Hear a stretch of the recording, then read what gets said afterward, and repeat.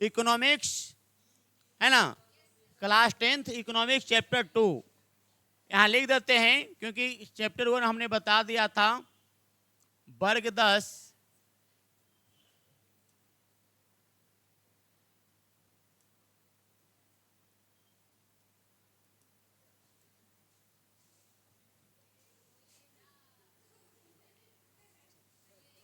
देखिए बाबू,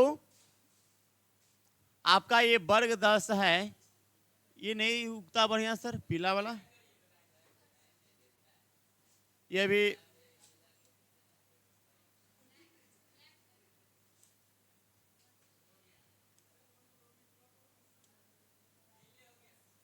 नहीं। देखिए बाबू, तो कल हमने चैप्टर 1 खत्म किया था, हंसिए नहीं, मजाक में नहीं लीजिए पढ़ाई को। देखिए आज चैप्टर 2 है आपका, यहां लिख देते हैं वर्ग 10, वर्ग दशम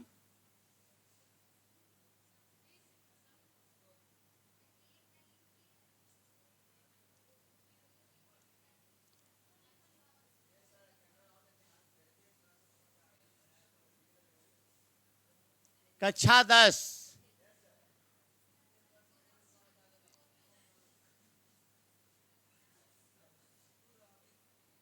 कक्षा 10 अर्थशास्त्र, है ना। चैप्टर कितना है बाबू?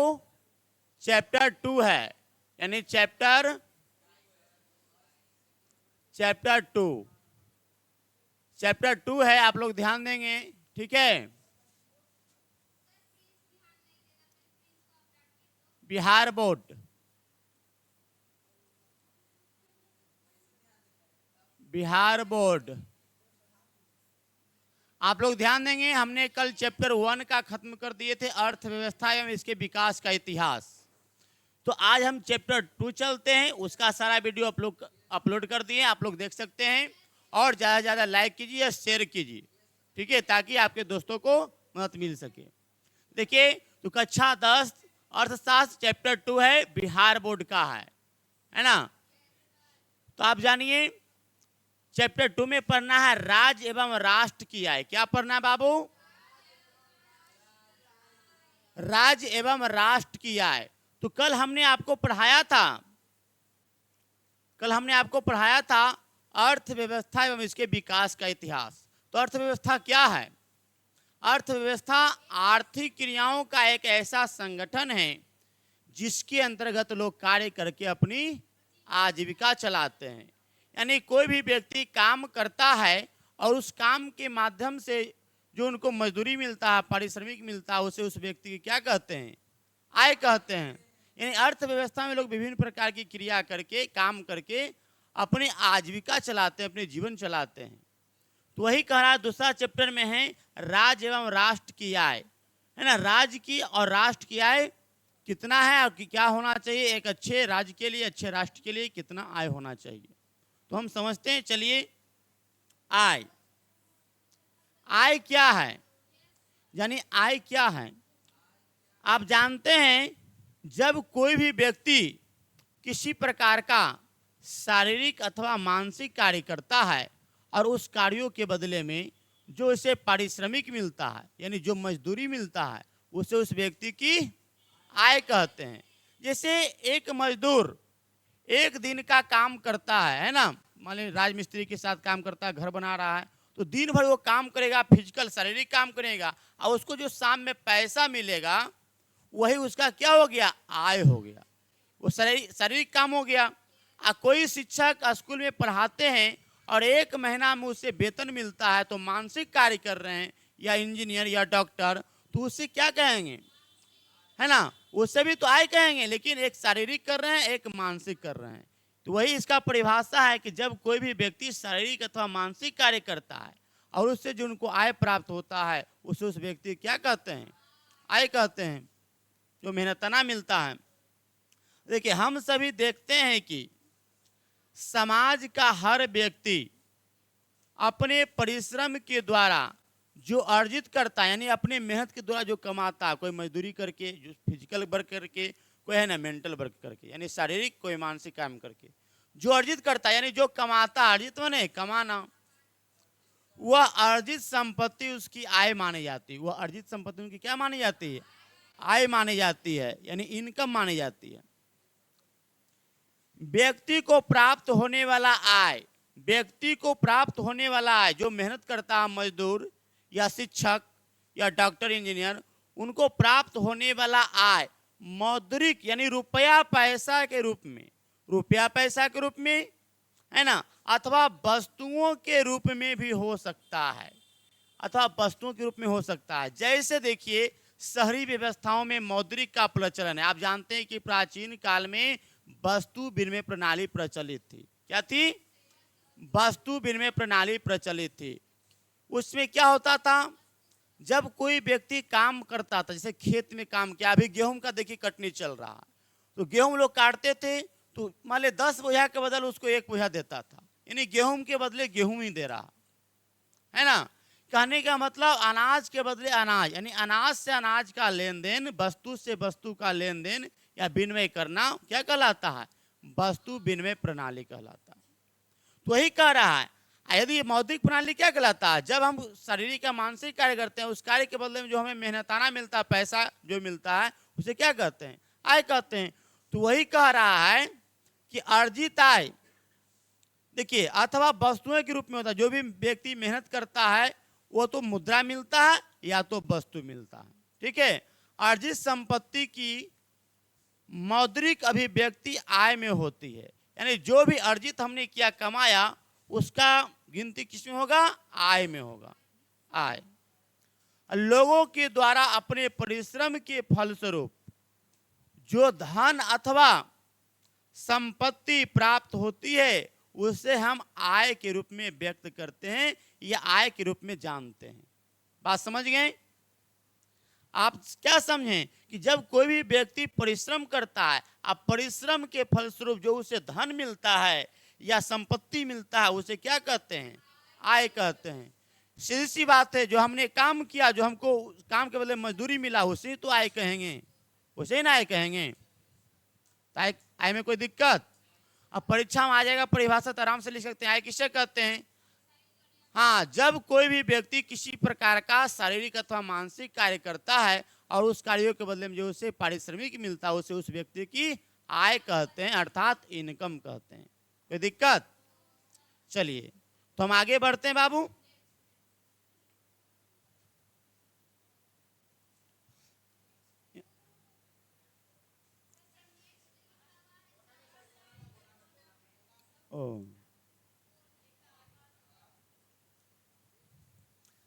अब देखिए आगे हम देखते हैं, किसी भी अर्थव्यवस्था के लिए, किसी भी अर्थव्यवस्था के लिए, चाहे पूंजीवादी हो, चाहे सामाजिक हो या मिश्रित अर्थव्यवस्था हो, किसी भी अर्थव्यवस्था के लिए उसके नागरिकों की व्यक्तिगत अथवा सामाजिक आय ही संपन्नता अथवा विपन्नता का प्रतीक होता है। यानी किसी भी नागरिकों की व्यक्तिगत अथवा सामाजिक आय ही, है ना, संपन्नता अथवा विपन्नता का प्रतीक होता है। यानी आय पर ही निर्भर करता है गरीबी और अमीरी। जितना आमदनी आप बढ़ाइएगा, परिश्रम कीजिएगा, उतना समाज में, परिवार में संपन्नता आएगा, अर्थात खुशहाली आएगा। और जितना हम कामचोर बनेंगे, काम नहीं करेंगे, आलसी बनेंगे, उतना ही समाज में और परिवार में विपन्नता आएगा, अर्थात गरीबी आएगा। तो इससे क्या पता चलता है? जो जितना मेहनत करेगा, जो जितना काम करेगा, उसकी आमदनी उतना ही बढ़ेगी। आमदनी बढ़ेगी, है ना, तो क्या होगा? जीवन खुशहाल होगा, परिवार का, समाज का उन्नति होगा, विकास होगा। हुआ कि नहीं? इसलिए सब किस पर निर्भर करता? आय पर निर्भर करता है। इसलिए करा राज्य और राष्ट्र की आय।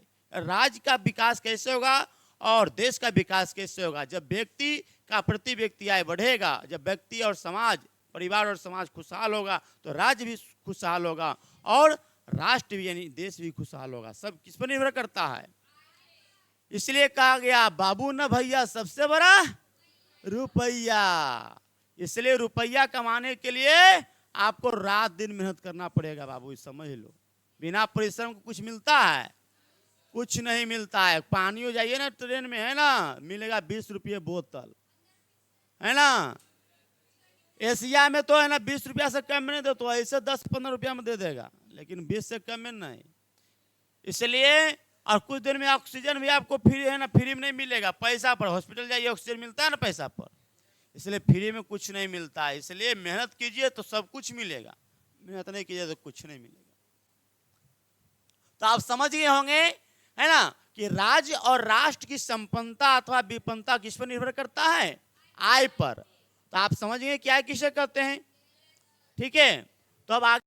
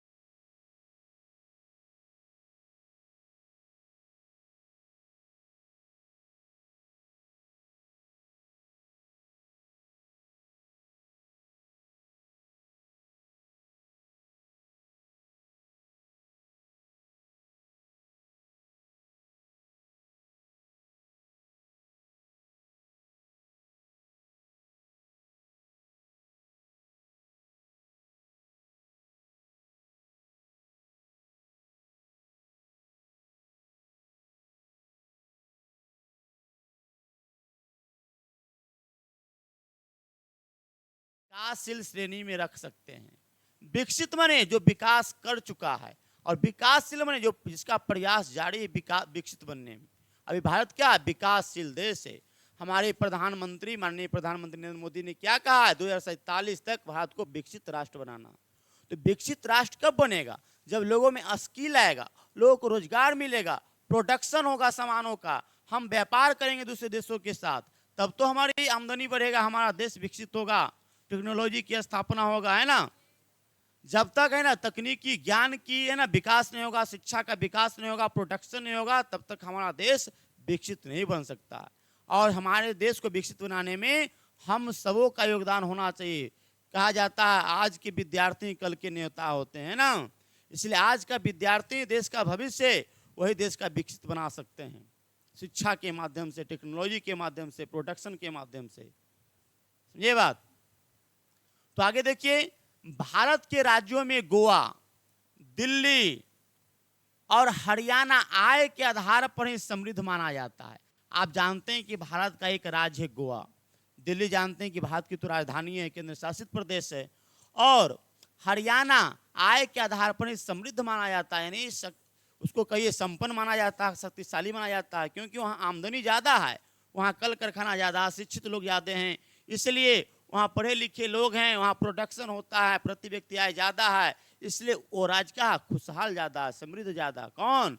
भारत की गोवा, गोवा, दिल्ली और हरियाणा। ठीक है, ये सब समृद्ध है क्योंकि वहाँ प्रति व्यक्ति आय ज़्यादा है, प्रोडक्शन ज़्यादा होता है, उद्योग धंधा है, लोगों को रोजगार है। अब बिहार में कुछ नहीं है ना, शिक्षा भी चौपट है, स्वास्थ्य भी चौपट है, रोजगार भी चौपट है, तो क्या प्रति व्यक्ति आय बढ़ेगा? जब तक प्रति व्यक्ति आय बढ़ेगा नहीं, राज्य है ना खुशहाल नहीं होगा, देश खुशहाल होगा नहीं।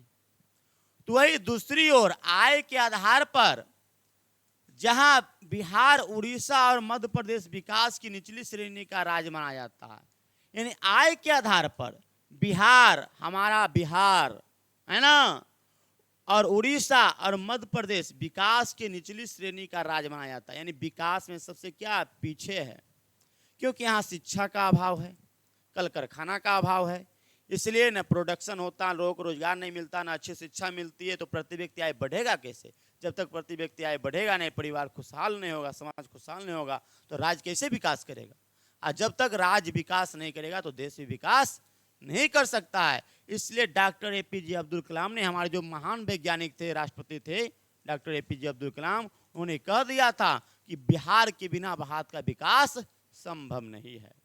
इसलिए भारत का विकास करना है तो बिहार को विकास करना ही पड़ेगा, तभी भारत का विकास हो सकता है। इसका मतलब बिहार को शिक्षा से समृद्ध कीजिए और रोजगार से समृद्ध कीजिए। रोजगार कब मिलेगा? जब लोगों को अच्छी शिक्षा मिलेगी, स्किल मिलेगी, है ना, टेक्निकल चीज़ों का विकास होगा, उद्योग धंधा कल कारखाना लगेगा, तो लोगों को रोजगार मिलेगा, प्रति व्यक्ति आय बढ़ेगा, तो राज्य क्या होगा, खुशहाल होगा। प्रति व्यक्ति आय बढ़ेगा तो तभी तो राज्य खुशहाल होगा, तभी तो देश विकास करेगा।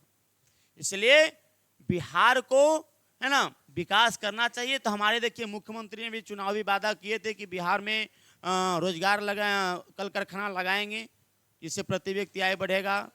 पूरे भारत में हम विकसित श्रेणी का राज्य बनाएंगे, भारत को उच्च श्रेणी का राज्य बनाएंगे, सबसे विकसित राज्य बनाएंगे। देखिए अब कहाँ तक प्रयास सफल होता। सिर्फ सरकार से नहीं होगा, हम लोग को भी प्रयास करना होगा, तभी बिहार भी देश में विकसित राज्य बन सकता है। हाँ, ये तो बात सही है कि कल कारखाना बंजर भूमि पर लगाना चाहिए, पहाड़ी इलाका में लगाना चाहिए, उपजाऊ भूमि पर नहीं तो खेती बाड़ी कैसे होगा। तो हमारे जो है ना अर्थशास्त्री, वो भी उस पर विचार करेंगे, विशेषज्ञ विचार करेंगे कि कहाँ बिहार में बंजर भूमि है, कम उपजाऊ भूमि है, वहाँ पर फैक्ट्री लगाया जाए, ताकि स्थानीय लोगों को, बिहार के लोगों को दिल्ली मुंबई ट्रेन में एकदम ठूस ठूस के जाना ना पड़े। बैल बकरी की तरह, देखते हैं भेड़ बकरियों की तरह होली में और छठ में लोग आते हैं बैल बकरी की तरह और जाते हैं भी बोरा बक्कू की तरह, एकदम कस कस के एकदम ट्रेन में। देखते हैं इतना भीड़ रहता है, बहुत भीड़ रहता है बाबू। तो देखिए ए बाबू, तो आगे देखा जाए इसी प्रकार बातचीत न करें, इससे पढ़ाई डिस्टर्ब होगा। इसी प्रकार विश्व के देशों में संयुक्त राज्य अमेरिका, ए बाबू दुनिया में आइए, विश्व में आइए, संयुक्त राज्य अमेरिका और जापान जैसे देशों को समृद्ध मानना और भारत को विकास के निचले पाए पर आय के आधार पर ही रखा जाता है। क्या समझें? यानी संयुक्त राज्य अमेरिका है सर्वाधिक शक्तिशाली है और जापान है बहुत ही विकसित राष्ट्र है ना, उसको समृद्ध मानना और भारत को विकास के निचले पाए पर आय के आधार पर ही रखा जाता है। क्योंकि आमदनी यहाँ कम है, प्रोडक्शन कम है, इसलिए भारत पीछे है। वहाँ प्रोडक्शन ज़्यादा है, टेक्नोलॉजी का विकास ज़्यादा हुआ कहाँ, अमेरिका में और जापान में, इसलिए वो क्या समृद्ध है। इससे अभी तक पता चल गया कि आय के आधार पर किसी देश की या राज्य की संपन्नता अथवा विपन्नता निर्भर करती है, यानी गरीबी और अमीरी निर्भर करती है। तो देखिए बाबू, अब आगे हम बढ़ते हैं।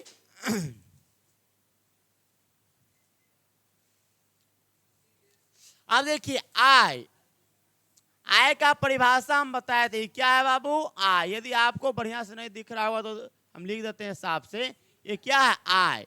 इसको क्या बोलते हैं इंग्लिश में? इनकम, INCOME, है ना, इनकम, है ना। गांव देहात में देखते हैं कि इनकम में ना को की करियो, है ना, कैसे बच्चा के पढ़ाइयो लिखाइयो, कैसे लियो सब हरा सब्जी, पैसे नहीं है को।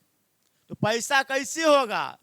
जब आप काम करिएगा, है ना, 8 घंटा हो जाए, आप 12 घंटा काम करिए, 15 घंटा काम करिए, नहीं कैसे होगा पैसा? मेहनती को है ना पैसा होगा ही। तो देखिए बाबू, आय किसे कहते हैं फिर से एक बार देख लीजिए। जब कोई व्यक्ति किसी प्रकार का शारीरिक अथवा मानसिक कार्य करता है, शारीरिक है ना या मानसिक बुद्धि से कार्य करता है ना, और उस काम के बदले में जो उसे पारिश्रमिक मिलता है, पारिश्रमिक माने क्या होता है? मजदूरी, मेहनताना जो पारिश्रमिक मिलता है उसे क्या कहते हैं बाबू? उस व्यक्ति की आय कहते हैं। क्या कहते हैं? आय कहते हैं। इससे स्पष्ट हो गया, रटना नहीं है। जब कोई भी व्यक्ति किसी प्रकार का शारीरिक अथवा मानसिक कार्य करता है और उस कार्य के बदले में जो पारिश्रमिक मिलता है उसे क्या कहते हैं? उस व्यक्ति की आय कहते हैं। कोई दिक्कत? चलिए अब देखिए, वही कह रहा है जिस देशों की समय, है ना, ये तो बता दिए थे, है ना, भारत को है ना निचले पायदान पर रखा गया क्योंकि यहाँ आमदनी कम है, आय कम है। यह एक अलग बात है कि विगत वर्षों में विकास के दर के कारण भारत तेजी से समृद्ध हुआ है ना, समृद्ध देशों की श्रेणी की ओर बढ़ता जा रहा है ना। मतलब जो अर्थशास्त्री किताब लिखे हैं लेखक, वो कह रहे हैं यह अलग बात है कि विगत वर्षों में, पिछले कुछ वर्षों में विकास के दर के कारण भारत तेजी से समृद्ध होता जा रहा। क्योंकि शिक्षा का, टेक्नोलॉजी का, प्रोडक्शन का, है ना, दर यहाँ बढ़ा है, इसलिए भारत समृद्धि की ओर जा रहा है, समृद्ध देशों की श्रेणी में की ओर बढ़ता जा रहा है। और आशा है ना, विश्वास है कि 2047 तक हमारा देश विकसित राष्ट्र बन जाए। उसमें हम सबों का सहयोग चाहिए, है ना, अच्छी शिक्षा, ईमानदारी से, है ना, वर्क करेंगे, प्रशासन भी ईमानदारी से कार्य करेगा, सभी लोग अपने अपने ईमानदारी से और मेहनत से काम करेंगे, लगन से काम करेंगे, तो एक दिन भारत, है ना, विकसित राष्ट्र बनेगा ही, ये निश्चित है। तो आप जानिए, आगे चलिए। अब देखिए बुआ, कहता है जिस प्रकार वस्तुओं और सेवाओं के उत्पादन के क्षेत्र में हम देखते हैं कि भूमि का पारिश्रमिक लगान के रूप में, श्रम का पारिश्रमिक मजदूरी के रूप में, और पूंजी का पारिश्रमिक ब्याज के रूप में, और व्यवस्थापक का पारिश्रमिक वेतन के रूप में, एवं उद्यमी यानी जो उद्योगपति है ना, बिजनेसमैन है, उद्यमी का पारिश्रमिक लाभ या हानि के रूप में वह उसकी आय को प्रकट करता है।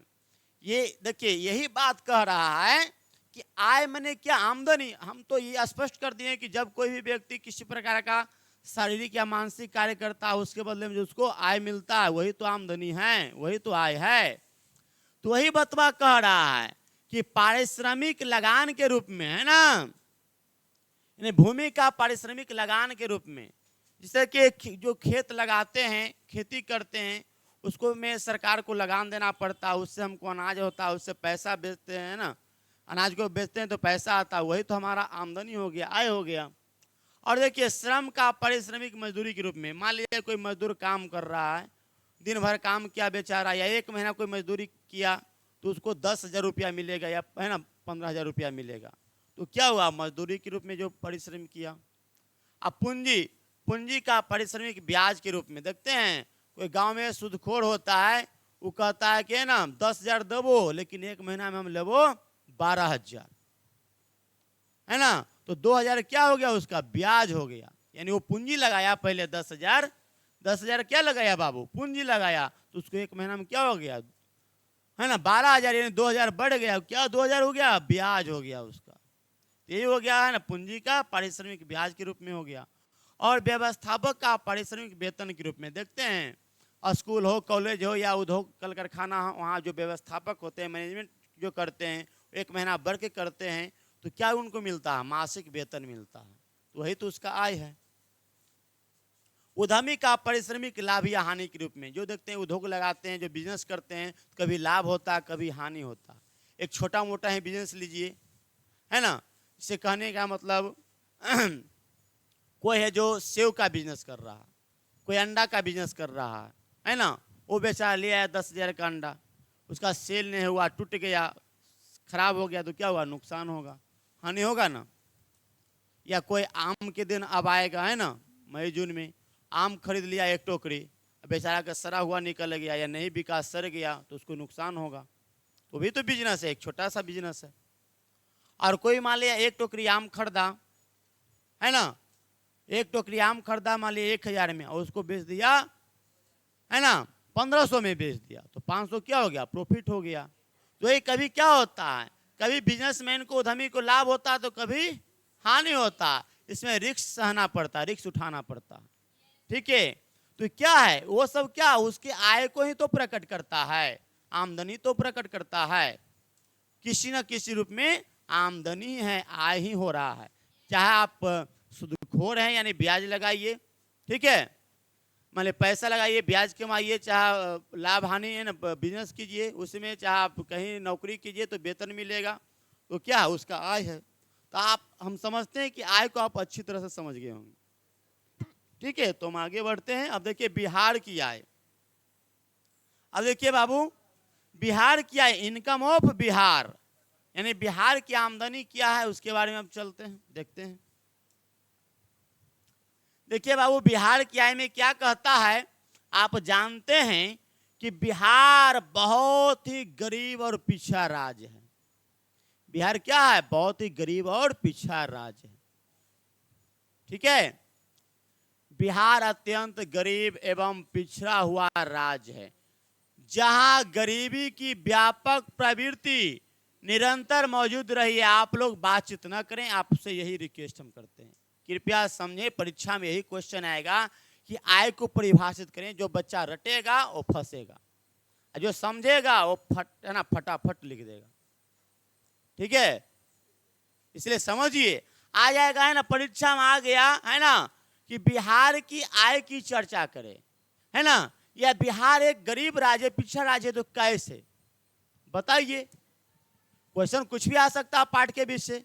ये कोई जरूरी है जो पाठ में अभ्यास प्रश्न में वही क्वेश्चन आएगा, सेम अपने से ही बनाकर क्वेश्चन देता है। समझिएगा तब ना, कंसेप्ट को समझिए तभी आप क्वेश्चन को हल कर पाएंगे। ठीक है, देखिए बिहार देखिए कैसे पीछे है, उसके बारे में चर्चा विस्तार से होगा आगे। पिछड़ा माने काफी पीछे, मतलब गरीब। देखिए आगे, देश में निर्धनता अनुपात के आंकड़े योजना आयोग ने मार्च 2009 में जारी किए हैं। यानी योजना आयोग ने, है ना, देश में निर्धनता का अनुपात योजना आयोग ने मार्च 2009 में जारी किया था। इन आंकड़ों के अनुसार बिहार पूरे देश में उड़ीसा राज्य के बाद सर्वाधिक गरीब एवं, है ना, गरीब राज्य क्या है। जो है ना देश, है ना, योजना आयोग ने क्या, कौन सा आयोग, योजना आयोग ने देश में निर्धनता का अनुपात यानी पैमाना जारी किया था। कब, मार्च 2009 में, है ना। उसमें बताया गया था कि बिहार पूरे देश में उड़ीसा राज्य के बाद सबसे ज्यादा गरीब है। उड़ीसा के बाद सबसे ज्यादा गरीब राज्य कौन है देश में, बिहार है। इसका क्या कारण है, हमने पहला चैप्टर में बताया था बाबू, है ना, बिहार सबसे गरीब राज्य। इसका क्या कारण है, क्योंकि यहाँ हर साल बाढ़ की चपेट में आ जाता है बिहार। उत्तरी बिहार क्या आ जाता है, बाढ़ की चपेट में, जबकि दक्षिणी बिहार सुखाड़ की चपेट में आ जाता है। इससे किसानों का फसल नष्ट हो जाते हैं, है ना, गरीबी बढ़ने लगता है। हाँ, एक बात और है ना, कि कुशल प्रशासन का अभाव है। प्रशासन में भ्रष्टाचार बहुत है ना, रंगदारी बहुत है। पुलिस प्रशासन उस पर ध्यान नहीं देती। यदि ईमानदार प्रशासन हो जाए, है ना, बाढ़ रुक जाए और शिक्षा व्यवस्था स्कूलों में अच्छा हो जाए और प्रोडक्शन यानी उद्योग धंधा लग जाए, लोग रोजगार मिल जाए, तो बिहार तेजी से आगे बढ़ेगा। बढ़ेगा कि नहीं बढ़ेगा।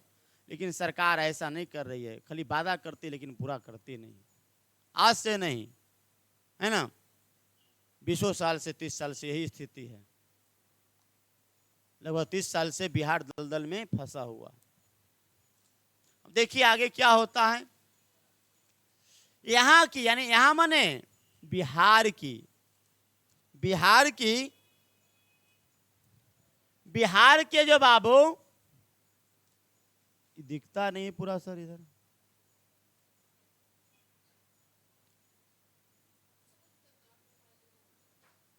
देखिए बिहार की, यहाँ माने बिहार की 41.4%। क्या कर रहा है बाबू, देखिए बिहार की, यहाँ माने बिहार की 41.4% आबादी गरीबी रेखा के नीचे गुजर बसर करती है। यानी बिहार की जो आबादी है, कितना आबादी, 41.4, यानी लगभग 41.5% आबादी गरीबी रेखा के नीचे गुजर बसर करती है, अपनी जीवन यापन करती है। बिहार राज्य की प्रति व्यक्ति आय पूरे देश भर में न्यूनतम यानी बहुत ही कम है, जिसके चलते बचत निम्न स्तर पर होता है। आमदनी कम होगा तो बचत भी तो कम ही होगा बाबू। मान लीजिए जाए किसी के पिताजी एक दिन में 500 कमाते हैं और 300 खर्चा हो जाएगा एक दिन में, तो 200 ना बचेगा, या 400 खर्चा हो जाएगा, 100 बचेगा। आमदनी यदि बढ़ाते हैं 1000 2000 पर डे कमाते हैं, तो 500 खर्चा करते हैं, फिर भी 1500 बचेगा, है ना। यानी आपकी बचत पर समृद्धि और असमृद्धि निर्भर करता है, उन्नति अवनति निर्भर करता है। तो ये कह रहा है कि पूरे देश में न्यूनतम स्तर पर है बिहार, जिसके चलते बचत निम्न स्तर पर होता है। कम बचत के कारण पूंजी निर्माण दर कम होता है।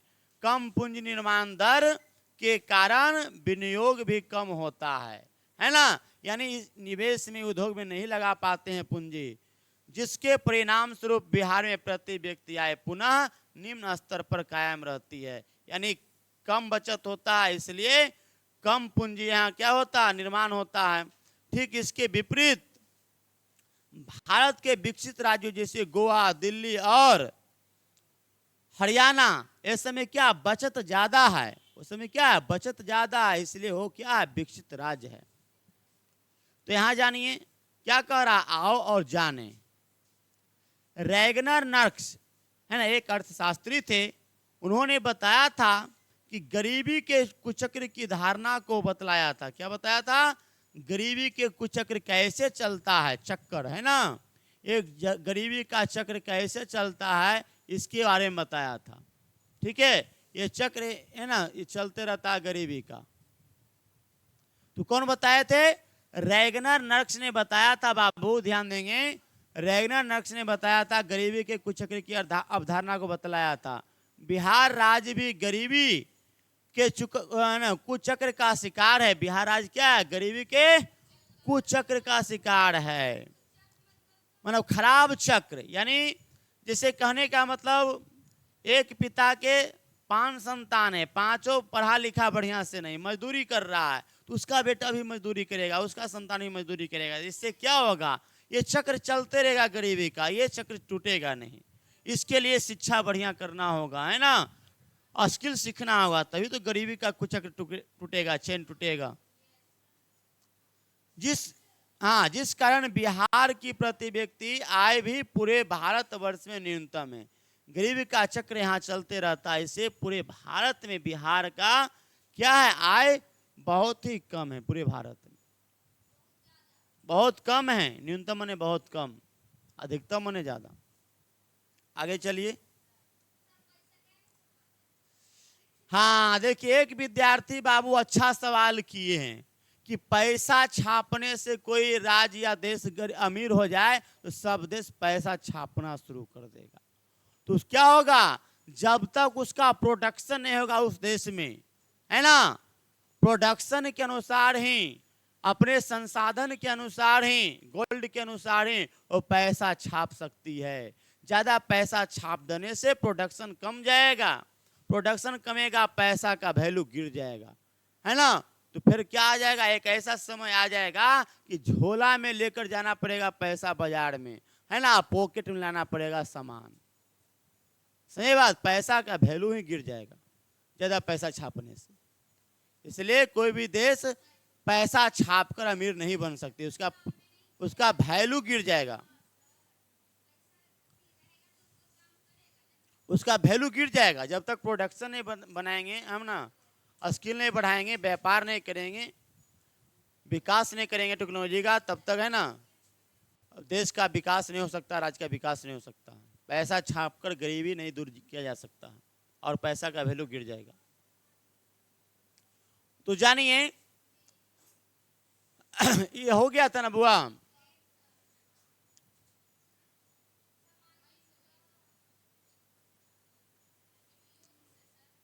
देखिए वही बात हमने बता रहा था कि बिहार का प्रति व्यक्ति आय कम है, जबकि दिल्ली, गोवा, हरियाणा का प्रति व्यक्ति आय बहुत है, इसलिए बचत भी अधिक होता, ऊंचा है ना, बचत एवं विनियोग भी वहां अधिक है और पूंजी निर्माण दर है ना ऊंचा है, जिसके परिणाम स्वरूप हर वर्ष प्रति व्यक्ति आय में वृद्धि हो जाती है ना।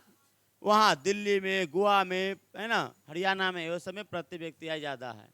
सामान्यतः हम यह कह सकते हैं कि गरीबी गरीबी को जन्म देती है, इसलिए इस निष्कर्ष पर हम पहुंच जाते हैं कि गरीबी ही गरीबी को जन्म देती है ना।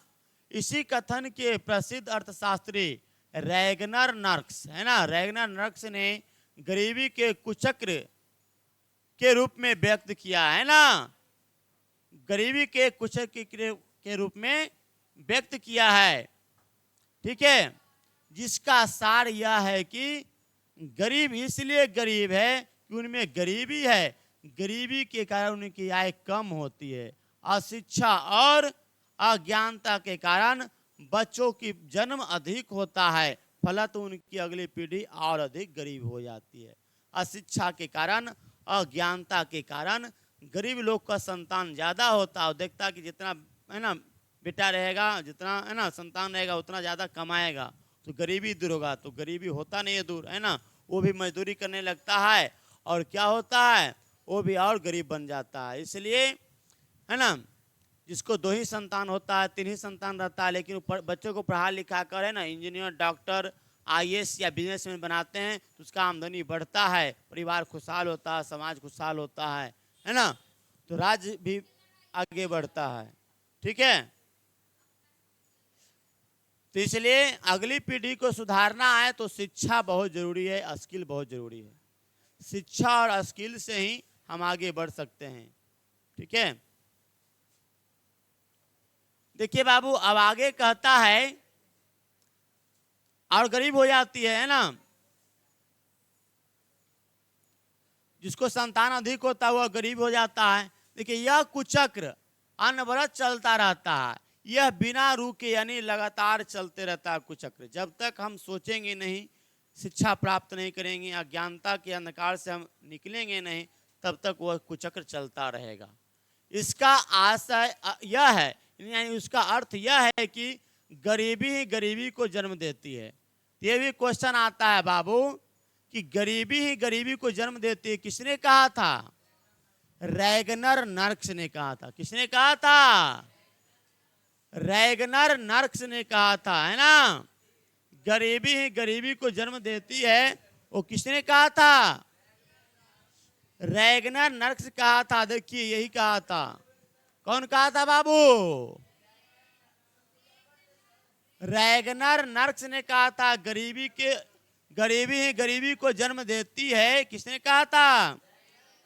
रैगनर नर्क्स ने कहा था। और गरीबी के कुचक्र की है ना अवधारणा किसने दिया था? वही रैगनर नर्क्स ने। ठीक है, तो याद रखेंगे। अब देखिए, उच्चतम प्रति व्यक्ति आय क्या है बाबू? उच्चतम प्रति व्यक्ति आय और निम्न प्रति व्यक्ति आय। देखिए, उच्च कैसे होगा, है ना। देखिए, जब आपको पूंजी निर्माण दर अधिक रहेगा, पूंजी निर्माण दर अधिक रहेगा तो बचत भी क्या होगा? अधिक होगा, ज्यादा होगा, बचत होगा ना बाबू। अच्छा, बचत ज्यादा होगा तो क्या होगा? प्रति है ना प्रति व्यक्ति आय क्या होगा? बढ़ेगा, यानी उच्च होगा। जैसे गोवा में है ना पूंजी निर्माण दर अधिक है, बचत ज्यादा है, इसलिए वो क्या है? विकसित राज्य है ना, उच्चतम प्रति व्यक्ति वहां आय है। और निम्न प्रति व्यक्ति आय में क्या होता है? देखिए कि निम्न पूंजी दर यानी पूंजी बहुत कम है आपके पास, है ना, तो बचत भी क्या होगा? बहुत कम होगा, बहुत निम्न होगा यानी कम होगा, है ना। तो ये ना बचत जब कम होगा तो फिर क्या होगा? आपका प्रति व्यक्ति आय क्या होगा? बहुत कम होगा, गरीबी बढ़ेगा। समझे बात। अब देखिए, भारत के सभी 28 राज्यों एवं 7 केंद्र शासित प्रदेशों में सर्वाधिक प्रति व्यक्ति आय चंडीगढ़ है ना, चंडीगढ़ का है। भारत के जितने भी 28 राज्य है और 7 केंद्र शासित प्रदेश है, उनमें सबसे अधिक प्रति व्यक्ति आय किस राज्य का है? चंडीगढ़ का। किस राज्य का है? चंडीगढ़ का, याद रखेंगे। ठीक है, तथा इस मामले में उसका शीर्ष स्थान विगत 5 वर्षों से बना हुआ है, यानी नंबर 1 पर चंडीगढ़ बना हुआ 5 वर्षों से। हाँ, सबसे ज्यादा प्रति व्यक्ति आय। ठीक है, कहाँ का? चंडीगढ़ का, है ना, 5 वर्षों से बना हुआ सबसे आगे। और देश के आय के मानक को निर्धारित करने वाली संस्था है ना, जिसे क्या कहते हैं? आगे देखिए बताते हैं। ये हो गया था।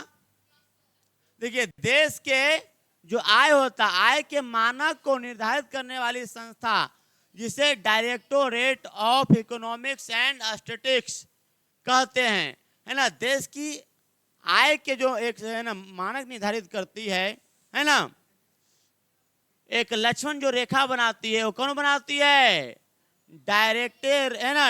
Directorate of economics and statistics. यही है ना मानक तय करती है देश की आय की। ठीक है, उसके द्वारा 16 सितंबर 2008 को जारी किए गए इन आंकड़ों के अनुसार सन 2006-07 में चंडीगढ़ में प्रति व्यक्ति आय 7,361 रुपया है ना रही, जबकि देश के केवल 28 राज्यों में की चर्चा करें तो इनमें सर्वाधिक प्रति व्यक्ति आय वाला राज्य गोवा और दिल्ली का बताया गया है ना। जो ये रिपोर्ट जारी किया था 16 सितंबर 2008 को है ना, उसमें बताया गया था 2006-07 में कि चंडीगढ़ में प्रति व्यक्ति आय कितना था, 7,361 रुपया था, जबकि देश के केवल 28 राज्यों की चर्चा करें तो इनमें सर्वाधिक प्रति व्यक्ति आय कहाँ था, गोवा और दिल्ली का था। देखिए निदेशालय के ताजा आंकड़ों में गोवा में प्रति व्यक्ति आय 54,850 रुपये तथा दिल्ली में यह 50,565 रुपये बताई गई है। और तीसरे स्थान पर इस बार हरियाणा ने पंजाब को पीछे छोड़ दिया है ना। पंजाब ने हरियाणा को क्या किया, पीछे छोड़ दिया है। और 2008-09 में बिहार में केंद्रीय सांख्यिकी संगठन CSO के अनुसार 11.3% राष्ट्रीय आय में वृद्धि हुआ है, जो गुजरात है ना, गुजरात में 11.5% के बाद दूसरे स्थान पर, जो गुजरात के बाद क्या दूसरे स्थान पर है। इस तरह अब बिहार भी पिछड़ापन का है ना क्या कर रहा है,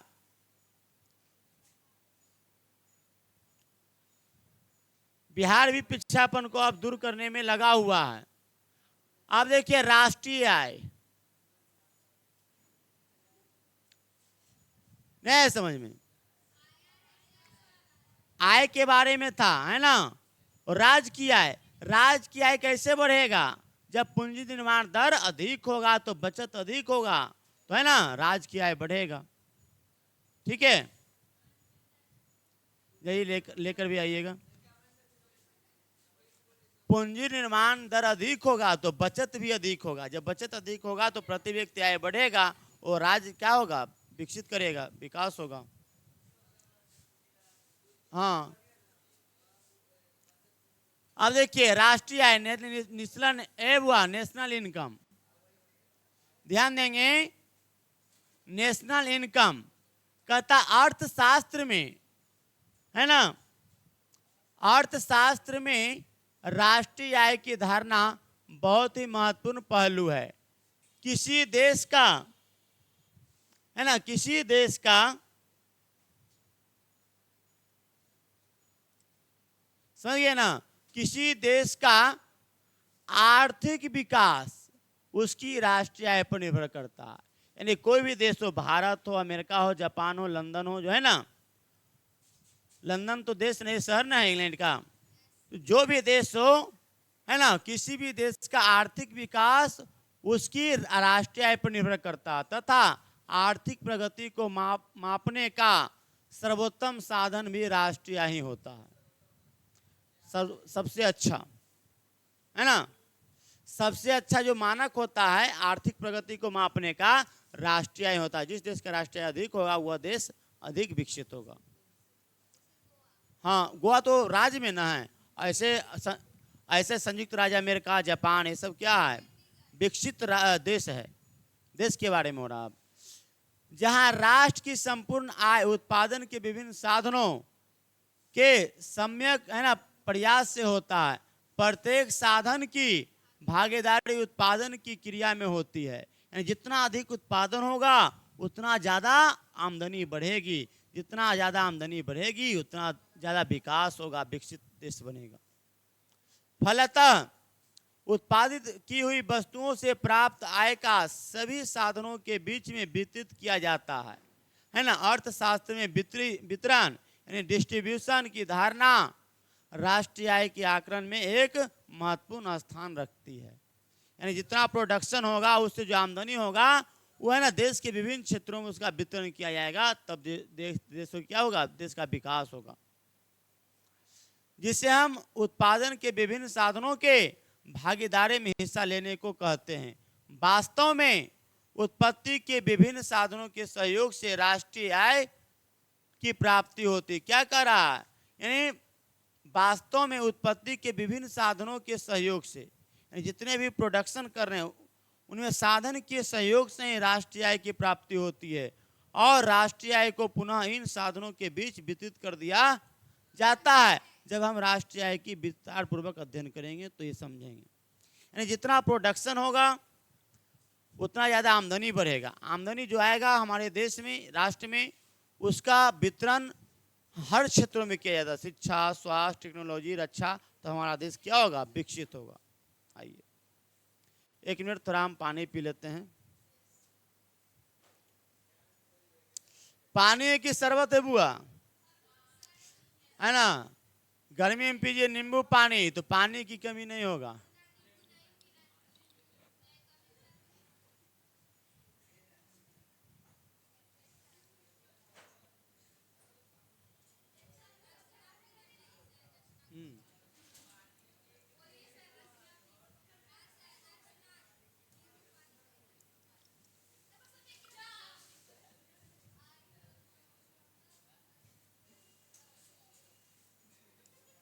चलिए ध्यान देंगे बाबू।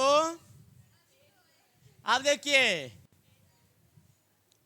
राष्ट्रीय आय को हम लोग जाने। राष्ट्रीय आय का मतलब किसी देश में एक वर्ष में उत्पादित वस्तु एवं सेवाओं के कुल मूल्य से लगाया जाता है। यानी राष्ट्रीय आय का मतलब क्या होता है? किसी भी देश में एक वर्ष में जो प्रोडक्शन होता है वस्तु, है ना, वस्तु या सेवा से जो है ना आय हुआ, आमदनी हुआ, है ना, उसके मूल्य से लगाया जाता है, उसके मूल्य से निकाला जाता है राष्ट्रीय आय, है ना। दूसरे शब्दों में हम कह सकते हैं कि एक वर्ष में किसी देश में अर्जित आय की कुल मात्रा को राष्ट्रीय आय कहा जाता है।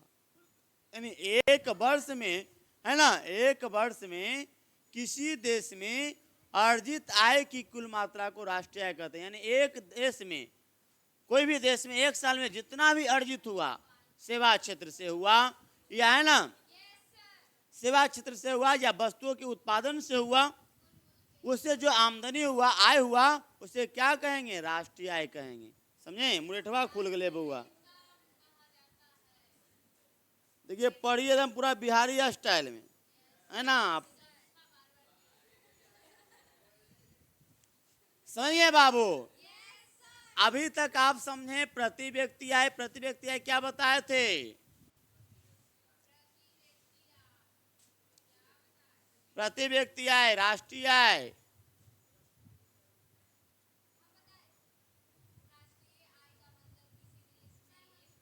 हाँ बोलिए, प्रति व्यक्ति आय क्या होता है?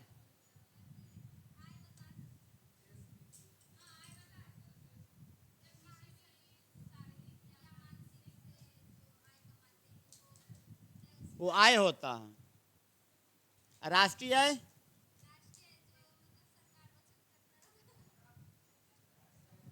ये वो प्रति व्यक्ति आय नहीं बताए थे कि राष्ट्रीय आय में देश की कुल जनसंख्या से भाग देने पर जो भागफल आता है उसे क्या कहते हैं? प्रति व्यक्ति आय नहीं कहते हैं बाबू। राष्ट्रीय आय में देश की कुल जनसंख्या से भाग देने पर जो भागफल आता है उसे क्या कहते हैं? प्रति व्यक्ति आय कहते हैं। समझे बात? ये ध्यान रखेंगे। प्रति व्यक्ति आय और राष्ट्रीय आय जान लीजिए। राष्ट्रीय आय किसे कहते हैं? यानी एक वर्ष में किसी देश में अर्जित आय की कुल मात्रा को ही राष्ट्रीय आय कहा जाता है। ठीक है, तो अब बढ़ते हैं आगे।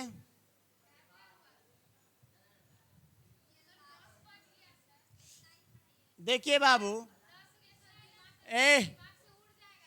जिस प्रकार व्यक्तियों के समूह से प्रक्षेत्र का निर्माण होता है, प्रक्षेत्रों के समूह से यानी एरिया, राज्य एवं राज्यों के समूह से देश का निर्माण होता है, उसी प्रकार श्रम एवं पूंजी के सहयोग एवं उपलब्ध प्राकृतिक संसाधनों के उपयोग से जो भौतिक, है ना, भौतिक और अभौतिक, है ना, के रूप, है ना, के कुल मूल्य को ही राष्ट्रीय आय कहा जाता है। तो इतना नहीं समझना, देखना है आपको, सीधा सीधा जाना है। एक वर्ष में, है ना, वस्तु एवं सेवाओं के, है ना, जो वस्तु एवं सेवाओं के जो है मौद्रिक मूल्य होता है, जो मूल्य होता है उसे क्या कहते हैं? राष्ट्रीय आय कहते हैं। ठीक है। यानी एक वर्ष में किसी भी देश में वस्तु एवं सेवाओं के मौद्रिक मूल्य को ही राष्ट्रीय आय कहा जाता है। ठीक है, हमने क्या बताया था, अभी ने बताया था कि ना एक वर्ष में किसी देश में अर्जित आय की कुल मात्रा को क्या कहते हैं, राष्ट्रीय आय कहते हैं। उतना परिभाषा लंबा नहीं याद रखना, समझना है। ए लड़का, एक वर्ष में किसी देश में अर्जित आय की कुल मात्रा को क्या कहते हैं, राष्ट्रीय आय कहते हैं। बस इतना सिंपल परिभाषा याद रखिए।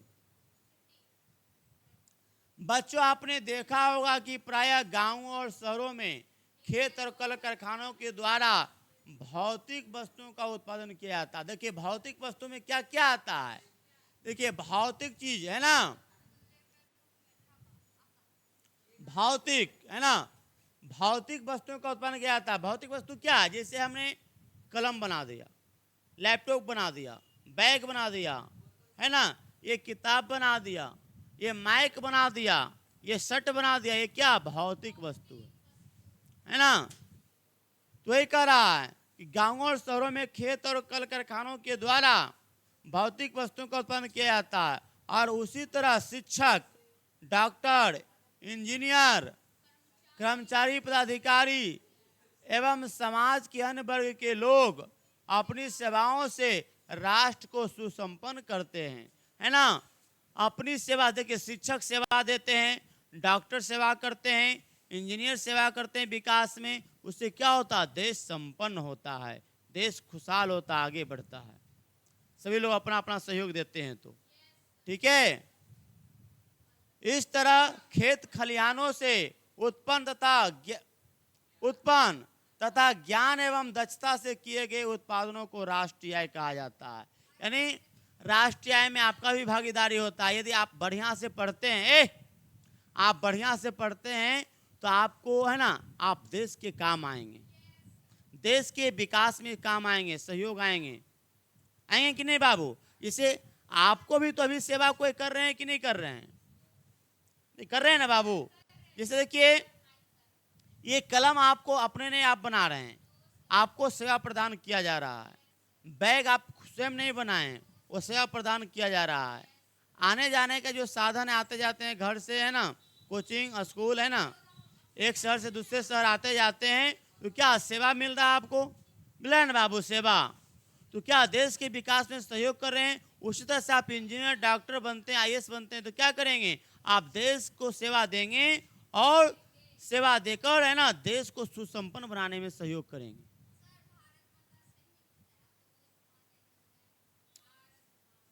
देखिए भारत माता इसलिए बनाया गया है ताकि भारत के प्रति, अपने देश के प्रति, अपने राष्ट्र के प्रति प्रेम हो, एकता हो, कोई भी संकट में लोग मिलजुल कर खड़ा हो, है ना। इसलिए भारत माता के जय जयकारा लगाया जाता है ना, कि भारत के नाम पर भारत अखंड है ना, हम लोग एक हैं। कोई भी देश पर संकट आएगा तो हम लोग को एकजुट हो जाना है, समझे बात। चलिए अब आगे देखिए।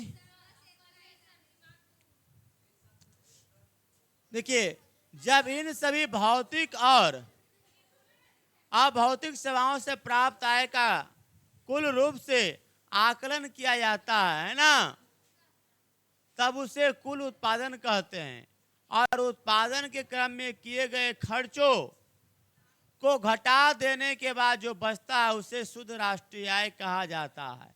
देखिए बुआ, नेट नेशनल प्रोडक्ट यानी शुद्ध राष्ट्रीय आय किसे कहते हैं, शुद्ध राष्ट्रीय आय किसे, शुद्ध राष्ट्रीय आय किसे कहते हैं। देखिए उत्पादन के क्रम में किए गए खर्चों को घटा देने से, मान लिया जाए एक किताब का, देखिए हमने प्रोडक्शन किए, ए बुआ किताब का हमने प्रोडक्शन किया, जिसे मान लिया किताब हमने बेचा 100 रुपया में, कितना में, खर्चा को घटा देने पर इसमें खर्च कितना आया, मान लिया आया 50 रुपया, है ना, तो बचत कितना हो गया 50 रुपया। तो यही क्या हो गया, शुद्ध राष्ट्रीय आय हो गया। उसको है ना ऐसे होगा कि उत्पादन के क्रम में किए गए खर्चों को घटा देने पर है ना, जो बचता है उसे शुद्ध राष्ट्रीय उत्पादन कहते हैं, शुद्ध राष्ट्रीय आय कहते हैं। जिसे किताब को बनाने में हमको 100 रुपया खर्चा लगा, हमने 200 में बेच दिया, 150 में बेचा, ठीक है, तो 50 रुपया तो बचत हुआ, तो यही क्या हो जाएगा, शुद्ध राष्ट्रीय आय हो जाएगा। बात है समझ में? यानी उत्पादन के क्रम में किए गए खर्चों को घटा देने पर, है ना, उत्पादन के क्रम में किए गए खर्चों को घटा देने पर जो बचता है उसे क्या कहेंगे, शुद्ध राष्ट्रीय आय कहेंगे। बात समझ में आया? अर्थशास्त्र में कुल उत्पाद और शुद्ध उत्पाद दोनों ही अवधारणाओं का अपना ही महत्व है। इसी क्रम में राष्ट्रीय आय को स्पष्ट करने के लिए कुछ प्रसिद्ध अर्थशास्त्री की परिभाषा, है ना, को हम निम्नलिखित रूप में प्रस्तुत करेंगे। कहता प्रोफेसर अल्फ्रेड मार्शल, है ना, प्रोफेसर अल्फ्रेड मार्शल के अनुसार किसी देश की श्रम एवं पूंजी का उसके प्राकृतिक संसाधनों पर प्रयोग करने से प्रतिवर्ष भौतिक तथा अभौतिक वस्तुओं पर विभिन्न प्रकार की सेवाओं का जो शुद्ध समूह उत्पन्न होता है उसे राष्ट्रीय आय कहा जाता है। तो सभी लोग अपना अपना, जो विद्वान हैं अर्थशास्त्री, अपना अपना परिभाषा दे अपना स्तर से, लेकिन है ना राष्ट्रीय आय की परिभाषा हमने बताया है कि एक वर्ष में, है ना, वस्तु एवं सेवाओं के मौद्रिक मूल्य को ही क्या कहते हैं, राष्ट्रीय आय कहा जाता है। उतना परिभाषा आपको याद नहीं रखना, खाली समझना है, ठीक है। अब खत्म है, अब ज्यादा नहीं होगा। देखिए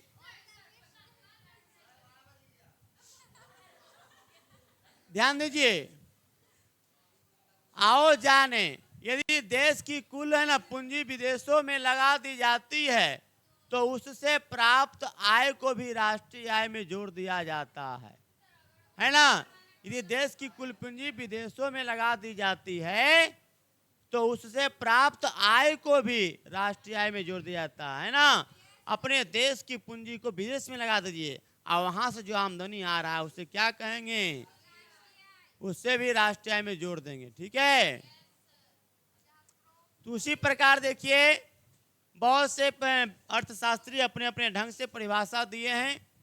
प्रोफेसर मार्शल की परिभाषा से हमें यह स्पष्ट होता है कि राष्ट्रीय आय के अंतर्गत हम उन सभी वस्तुओं और सेवाओं को लेते हैं जिनका उत्पादन प्रायः एक साल के अंतर्गत श्रम एवं पूंजी प्राकृतिक साधनों के सहयोग से करते हैं।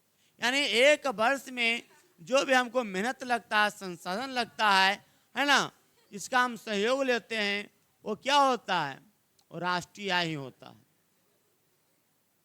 आप जानिए प्रोफेसर पिग्गू, देखिए क्या कह रहे हैं। प्रोफेसर मार्शल जो हैं, प्रोफेसर जो मार्शल है क्या कहते हैं, इनका परिभाषा राष्ट्रीय आय का है कि, है ना, राष्ट्रीय आय के अंतर्गत हम उन सभी वस्तुओं और सेवाओं को शामिल करते हैं जिनका उत्पादन एक साल के अंतर्गत श्रम यानी मेहनत, पूंजी और संसाधन का सहयोग होता है। जितना भी संसाधन लग रहा है, पूंजी लग रहा है, मेहनत लग रहा है ना, उसको हम राष्ट्रीय आय में ही शामिल कर देते हैं, ठीक है। अब देखिए प्रोफेसर पिग्गू का कहना है कि राष्ट्रीय आय को निम्नलिखित प्रकार से परिभाषित हम कर सकते हैं। राष्ट्रीय लाभांश किसी समाज की वस्तुनिष्ठ अथवा भौतिक आय का वह भाग है जिससे विदेशों से प्राप्त आय भी सम्मिलित होती है और जिसे मुद्रा के रूप में माप हो सकती है। यानी जो विदेश में हमने पूंजी लगाया, यही बात है, और उससे जो आमदनी हुआ उसको भी हम राष्ट्रीय आय में शामिल करते हैं। यही कह रहे हैं प्रोफेसर पिग्गू जी, ठीक है।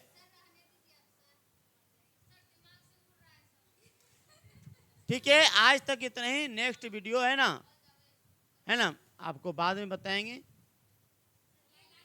आप लोग सब लोग लाइक कीजिए और, है ना, सब्सक्राइब कीजिए और ज़्यादा से ज़्यादा अपने दोस्तों को शेयर कीजिए ताकि उसे भी सहयोग मिल सके, इसका लाभ उसे भी मिल सके। अपने अपने दोस्तों को फैमिली के यहाँ, रिश्तेदार के यहाँ, जहाँ जहाँ है अलग अलग जिलों में भी शेयर कीजिए, ठीक है। जय हिंद, जय भारत, है ना।